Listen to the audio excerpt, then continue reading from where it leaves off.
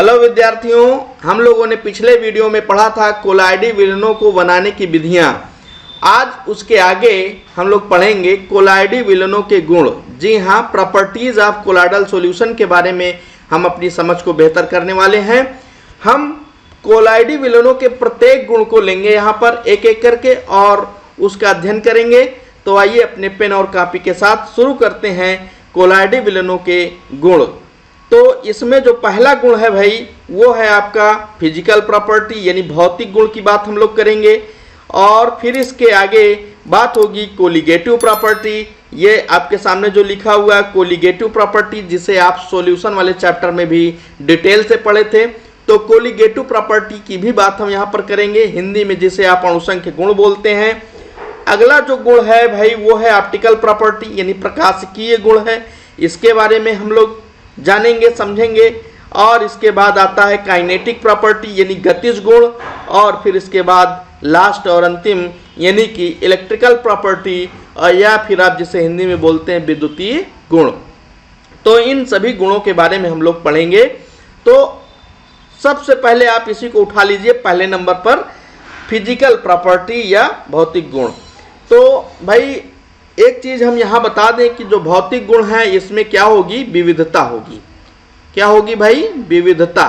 क्यों ऐसा हम बोल रहे हैं, इसलिए कि आप लोगों ने देखा कि कोलाइडल सॉल्यूशन कई तरह के हो सकते हैं। उनका आपने वर्गीकरण किया था, कितने प्रकार के हो सकते हो। तो जितने प्रकार के आपके पास कोलाइडल सॉल्यूशन होंगे, स्वाभाविक सी बात है कि उसमें भौतिक गुणों में कुछ ना कुछ भिन्नता होगी। भौतिक गुण से मतलब ये होता है कि उसका भाई उसका स्वाद कैसे है, गंध कैसे है, या फिर ये कह लीजिए कि मेल्टिंग पॉइंट, बॉइलिंग पॉइंट, विलेयता, ये सारे प्रॉपर्टीज जो है आते हैं आपके भौतिक गुणों में।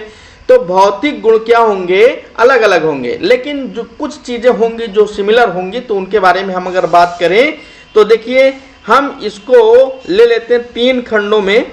फिजिकल प्रॉपर्टी को तीन खंडों में बांट ले रहे हैं। तो जिसमें ये पहला जो खंड है भाई, हेट्रोजीनियस कैरेक्टर। कोई भी कोलाइडल सॉल्यूशन होगा A to Z, तो उसमें ये चीज सिमिलरिटी के रूप में, समानता के रूप में पाई जाएगी। क्या, हेट्रोजीनियस कैरेक्टर। जी हाँ, समझ में आ रही बात ना। हेट्रोजीनियस कैरेक्टर यानी जिसे आप बोलते हैं विषमांगी लक्षण। क्या बोलते हैं, जी हाँ, विषमांगी लक्षण। तो विषमांगी लक्षण या हेट्रोजीनियस कैरेक्टर आपको हर कोलाइडल सॉल्यूशन में देखने को मिलने वाला है। क्लियर है ना। तो अब थोड़ा सा इसको हम और एक्सप्लेन कर दें, आपको समझ में आ जाए, क्योंकि आप लोग भूल जाते हैं हेट्रोजीनियस, होमोजीनियस, ये सारी चीजें आपकी पढ़ी हुई हैं सॉल्यूशन वाले चैप्टर में। लेकिन थोड़ा सा याद दिला देता हूं। विषमांगी लक्षण, विषमांगी का मतलब ये हुआ भाई कि जो दो फेज होते हैं यहाँ पर, आपने देखा है, एक होता डिस्पर्स फेज और एक होता डिस्पर्सन मीडियम, जिसे आप हिंदी में बोलते हैं परिक्षिप्त प्रावस्था। परिक्षिप्त प्रावस्था, ठीक है ना। और जो दूसरा मैंने बोला डिस्पर्सन मीडियम, यानी परिक्षेपण माध्यम, ठीक है। तो इन दोनों अवस्थाओं में, इन दोनों घटकों में, राइट, इन दोनों घटकों में क्या है भाई, जो पार्टिकल का साइज रेंज है वो अलग अलग है। देखिए, परिक्षिप्त प्रावस्था ये सोल्यूट की तरह होता है, विलेय की तरह होता है। तो इसमें जो कोलाइडल पार्टिकल्स के साइज रेंज है वो 1 to 1000 nm के बीच, याद आ रहा है ना, यानी 1 से 1000 नैनोमीटर के बीच के कण आकार के जो है इस परिक्षिप्त प्रावस्था में होते हैं। और परिक्षेपण माध्यम में क्या होता है, बिलो टू 1 nm, यानी 1 नैनोमीटर से जो इनका साइज होता है वो क्या होता है, कम होता है। तो अगर आप नेकेड आई से, यानी कि आप ऐसे खुली आंखों से सोचो कि हमें ये हेट्रोजीनियस कैरेक्टर दिख जाएगा, तो ऐसा संभव नहीं है दोस्तों। ये आप नोट करिए दिमाग में कि नेकेड आई से आप हेट्रोजीनियस कैरेक्टर को चाहें कि हम देख लें तो ये संभव नहीं है। आपको देखने में लगेगा कि ये क्या है, होमोजीनियस है। बट जब इलेक्ट्रॉन माइक्रोस्कोप से देखेंगे तो इस जो परिक्षिप्त प्रावस्था के कण होंगे उनके साइज अलग होंगे, और परिक्षेपण जो माध्यम होगा उनके कण का जो साइज होगा वो अलग होगा, तो वो दिखेगा। तो यही क्या है, विसमांगता है, यानी एक समानता जो है आपको नहीं दिखने वाली है यहाँ पर। यहाँ विषमांगता आपको शो होती है, राइट। तो this character is a similar character which is found in every colloidal solution. What heterogeneous character, right. तो हेट्रोजीनियस करेक्टर जो है वो आपको हर कोलाइडल सॉल्यूशन में देखने को मिलेगा। अब बात करते हैं फिजिकल प्रॉपर्टी में जो ये दूसरा पॉइंट है, पहला तो ये हो गया भाई, दूसरा पॉइंट है, दूसरा पॉइंट क्या है, वह है स्टेबल नेचर। क्या है? स्टेबल नेचर यानी अस्थाई प्रकृति। क्या है भाई? अस्थाई प्रकृति। देखिए ऐसा है, जो कोलाइडल सॉल्यूशन होता है तो वो मोस्टली स्टेबल होता है। इसके लिए जो अपने को आधार लेना है दोस्तों, उसको हम लेंगे लियोफिलिक कोलाइड की बात करेंगे, यानी जो नेचुरल कोलाइड होता है। वैसे जो हम आर्टिफिशियल बनाते हैं लियोफोबिक वाला, तो लियोफोबिक वाला भी अस्थाई होता है, लेकिन लियोफिलिक की बात कर लेते हैं, ये ज़्यादा अस्थाई होता है। चूँकि तो जो ये अस्थाई प्रकृति है, ये आप अगर भौतिक रूप से इसका एनालिसिस करें तो आप पाएंगे ये कि अगर जैसे किसी बर्तन में ये रखा हुआ है कोलाइडल सॉल्यूशन, और आप सोचे कि 6 महीने बाद ये क्या होगा, एक्सपायर हो जाएगा, खराब हो जाएगा, तो ऐसा नहीं होता। ऐसा इसलिए नहीं होता कि ये जो कोलाइडल पार्टिकल्स होते हैं, ठीक है, ये जो कोलाइडल पार्टिकल्स यहाँ पर, जिसे मैं आपको ये पेन से जो है शो कर रहा हूँ, आप यहाँ पर ध्यान ले जाइए। तो ये जो कोलाइडल पार्टिकल्स होते हैं ये यूं ही स्थिर नहीं रहते, ये क्या होते हैं, मोशन में होते हैं, गति में होते हैं। क्या होते हैं भाई? गति में होते हैं, मोशन में होते हैं। और जब गति करते हैं तो ये क्या होता है, सटल डाउन नहीं होते, नीचे बैठ नहीं जाते कि तली में बैठ जाएं और क्या हो, एक्सपायर हो जाएं, प्रेसिपिटेटेड हो जाए, ऐसा नहीं होता, ठीक है ना। देखिए आप जैसा शहद होती है ना, तो शहद अगर कोलाइडल सॉल्यूशन है 3-3 साल तक, 4-4 साल तक रखी रहती है, खराब नहीं होती है। तो आप ये दूसरा जो इसमें पॉइंट है लिया कि स्टेबल नेचर, तो कोलाइडल सॉल्यूशन में क्या होता है, एक्सपायर होने की दिक्कत नहीं होती, विशेष रूप से लियोफिलिक में। तो क्यों ऐसा है? चूंकि उसके जो कोलाइडल पार्टिकल्स है मोशन में होने की वजह से सटल डाउन या तली पर बैठते नहीं हैं। अब बात करते हैं अगले पॉइंट की ओर। आपको समझ में आ रहा होगा, और नहीं समझ में आ रहा तो कमेंट सेक्शन में टाइप करिएगा, मैं और इसको ईजी वे में आपको बताऊंगा। अब भाई आगे आते हैं तीसरे पॉइंट पर। तीसरा पॉइंट है फिल्ट्रेबिलिटी, या जिसे कहते हैं आप छानने की योग्यता। क्या कहते हैं भैया? छानने की योग्यता, ठीक है। हर कोलाइडल सॉल्यूशन में क्या होता है, छानने की योग्यता होती है। अब छानने की अगर बात करें यार, तो अगर देखिए पार्चमेंट पेपर है ना, तो पार्चमेंट पेपर से जो क्रिस्टलाइड होंगे उनके ही पार्टिकल्स आर पार हो पाएंगे, यानी छन पाएंगे।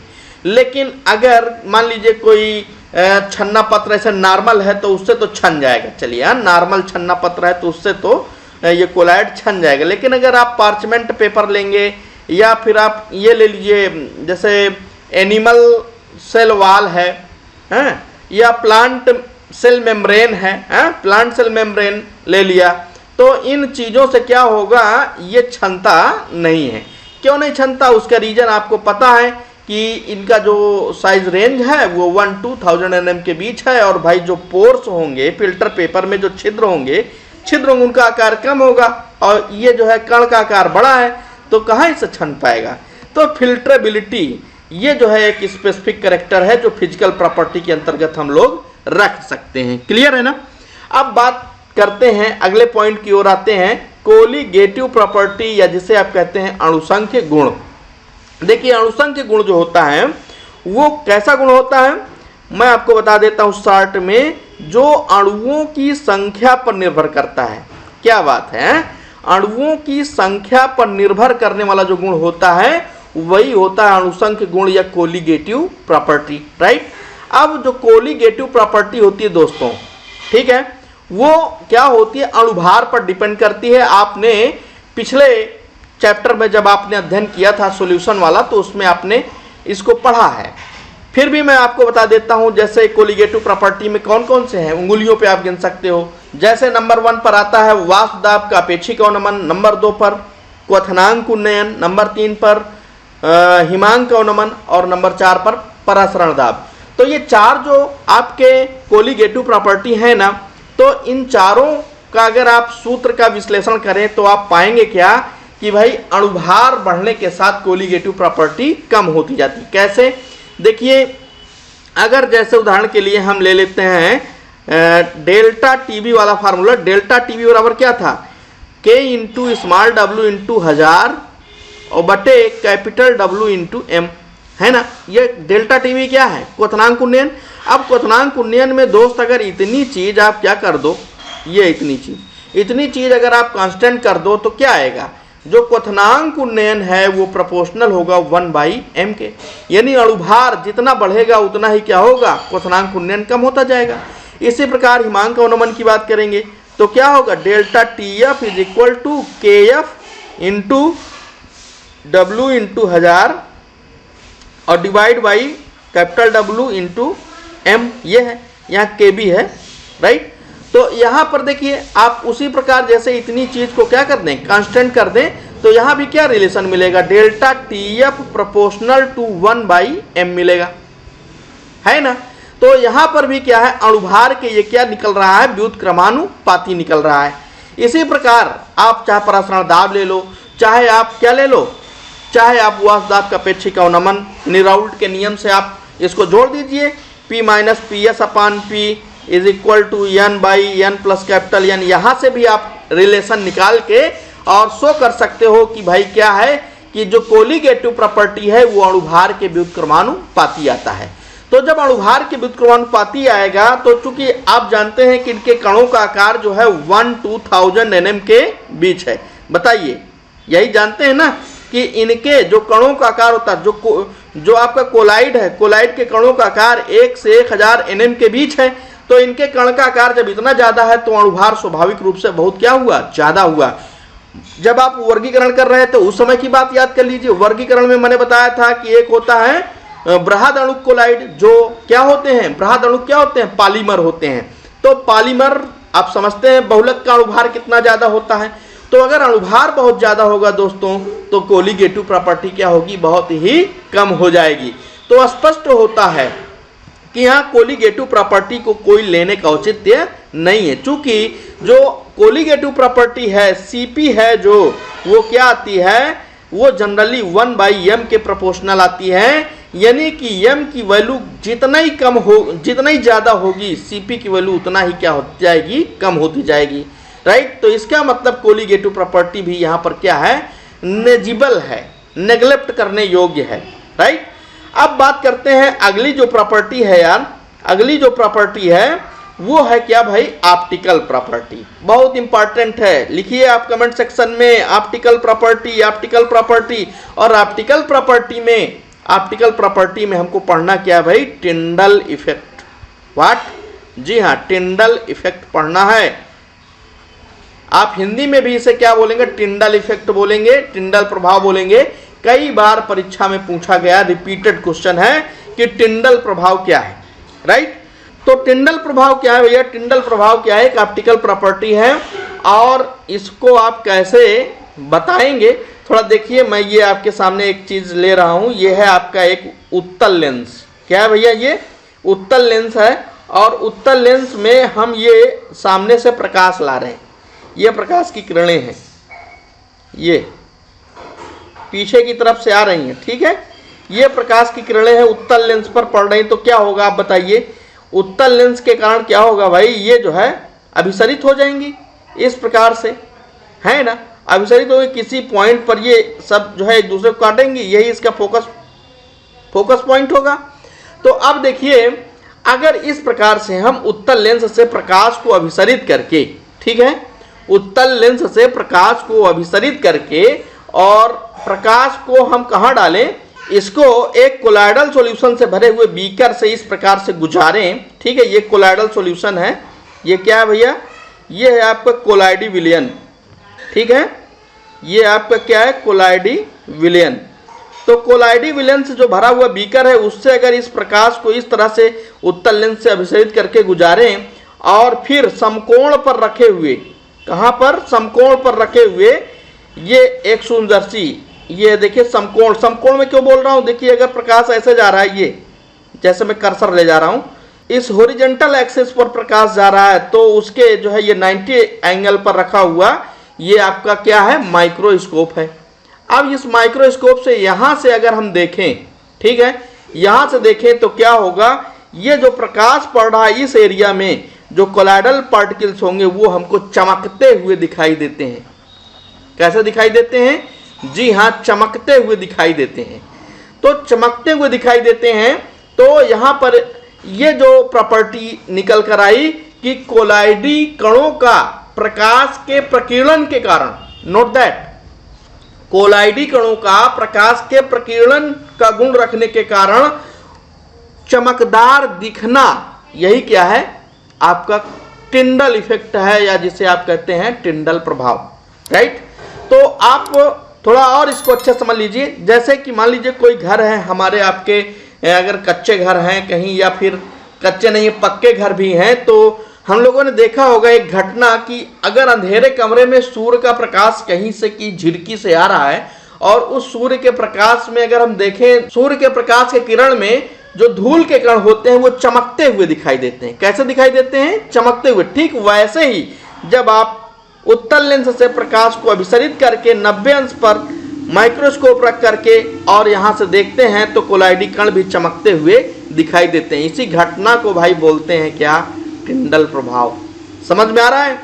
तो टिंडल प्रभाव और कुछ नहीं है। अगर आपको परीक्षा में पूछ लिया गया तो आप ऐसे लिखिए कि जिस प्रकार अंधेरे कमरे में सूर्य के प्रकाश में धूल के कण चमकते हुए दिखाई देते हैं, वैसे ही जब किसी बीकर में कोलाइडल सॉल्यूशन भर करके और उत्तल लेंस से प्रकाश को अभिसरित करके 90 अंश पर माइक्रोस्कोप रख करके और देखा जाता है तो क्या निकलता है? कोलाइडी कण चमकता हुआ दिखाई देता है। कोलाइडी कणों के प्रकाश प्रकीर्णन का चमकने वाले इस गुण को ही क्या बोलते हैं? टिंडल इफेक्ट बोलते हैं। और ये जो पूरा एक कोन की तरह जो स्ट्रक्चर बनता है, किस तरह से? कोन की तरह, ये इस तरह से स्ट्रक्चर जो बनता है इसको बोलते हैं भैया टिंडल कोन। क्या बोलते हैं? टिंडल कोन। अगर इस डायग्राम से आपको समझ में नहीं आया तो मैं थोड़ा सा एक डायग्राम और ले लेता हूं, बना बनाया, ये देखिए, ठीक है। तो ये आपका ये जो एरिया है ये क्या है? टिंडल कोन है, ठीक है। क्या है भैया? ये टिंडल कोन है। ये देखिए ये एरिया, ये आपका क्या है? टिंडल कोन है, ठीक है। माइक्रोस्कोप ये लगा, ये हमारी आंख है, इससे अगर हम देखते हैं तो क्या होता है? ये टिंडल कोन हमको दिखता है और टिंडल कोन के अंदर जो कोलाइडल पार्टिकल्स हैं वो हमको चमकते हुए दिखाई देते हैं। स्कैटर्ड लाइट यहाँ पर दिखती है, प्रकीर्णित प्रकाश यहाँ पर दिखता है। इसी प्रभाव को क्या बोलते हैं? Tyndall effect, right. आगे आते हैं, अगला जो अपना प्रॉपर्टी है जिसे आप बोलते हैं गतिज गुण। कौन सा गुण? जी हाँ, गतिज गुण कहते हैं इसको। और गतिज गुण में हम बेसिकली यहां पर पढ़ने वाले हैं ब्राउनी गति। कौन सी गति? जी हाँ, ब्राउनी गति पढ़ेंगे। तो ब्राउनी गति क्या है? ब्राउनी गति बहुत सिंपल है। जैसे कि अभी मैंने शुरू में भी ये बात कही थी कि ये मोशन में होते हैं, ये पार्टिकल्स जो है गति करते रहते हैं। तो कैसे गति करते रहते हैं? ठीक वैसे ही जैसे कि एक फिल्म में वो गाना था ना, मैं इधर चला मैं उधर चला, जाने कहाँ किधर चला, फिसल गया। अब फिसलने के आगे आप ना जाइए, इधर चला। इधर चला का मतलब ये जैसे मान लीजिए आपका कोलाइडल पार्टिकल्स है, तो ये इधर चला, यहाँ आया, अब इधर इससे इधर चला, फिर इधर चला, फिर इधर चला, है ना, फिर इधर चला, फिर इधर चला। इस तरह से अनियमित रूप से। कैसे भैया? कोई नियम कानून नहीं है।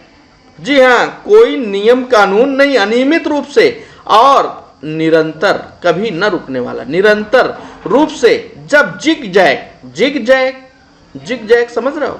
टेढ़े मेढ़े में, जैसे तमाम ऐसे कुछ उपद्रवी बच्चे होते हैं जो रोड पर गाड़ी कैसे चलाते हैं, यूं यूं यूं ऐसे चलाते हैं, तो वैसे जिग जैग मोशन में जो ये पार्टिकल्स गति करते हैं, यही क्या है भैया? ब्राउनी गति है।